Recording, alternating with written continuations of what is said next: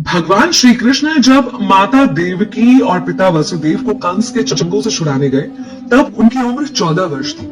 उनकी माता ने उनसे पूछा कि बेटा तुम तो भगवान हो, तो तुम हमें पहले ही कंस के चंगुल से छुड़ा सकते थे, इतनी देर क्यों कर दी? तो कृष्ण जी ने कहा, माता क्या पिछले जन्म में आपने मुझे 14 वर्ष का वनवास नहीं दिया था? माता हैरान रही, बोली ये क्या कह रहे हैं आप?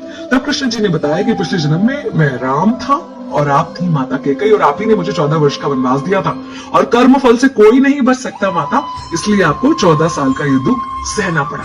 तब आश्चर्यचकित होते हुए माता ने पूछा, तो फिर यशोदा पिछले जन्म में कौन थी?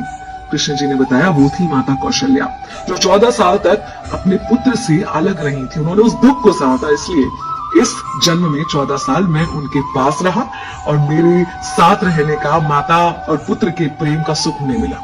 कहने का मतलब यह है कि कर्म फल से ना उस युग में कोई बचा था, ना आज कोई बचेगा।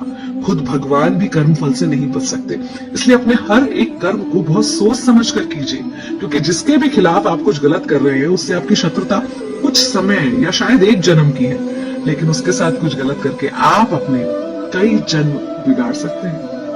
श्री कृष्ण ने साफ कहा है कि बस कर्म तुम्हारा कल होगा, और कर्म में अगर सच्चाई है तो कर्म कहाँ निष्फल होगा। हर एक संकट का हल होगा, वो आज नहीं तो कल होगा।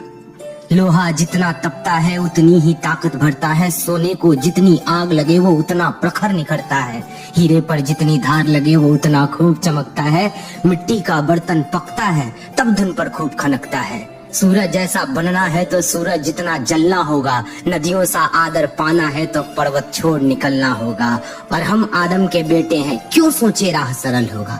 कुछ ज्यादा वक्त लगेगा पर संघर्ष जरूर सफल होगा, हर एक संकट का हल होगा, वो आज नहीं तो कल होगा।